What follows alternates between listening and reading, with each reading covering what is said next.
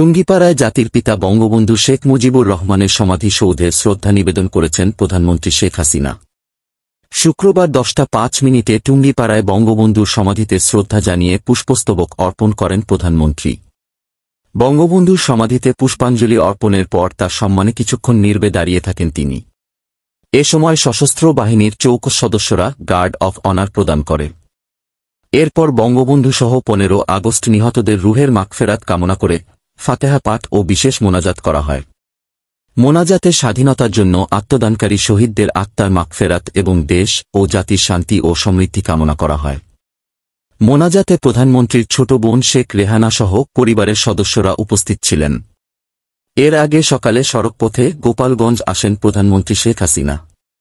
পরে প্রধানমন্ত্রী টুঙ্গিপাড়া উপজেলা আওয়ামী লীগ কার্যালয়ে দারিয়াকুল গ্রাম উন্নয়ন সমিতির সদস্যদের সঙ্গে মতবিনিময় এবং সুবিধা বঞ্চিতদের মাঝে কৃষি ও শিক্ষা উপকরণ বিতরণ করবেন। পরে তিনি টুঙ্গিপাড়া উপজেলা মডেল মসজিদ ও ইসলামিক সাংস্কৃতিক কেন্দ্র পরিদর্শন করবেন। বিকেলে সড়কপথে ঢাকায় ফিরে আসবেন তিনি।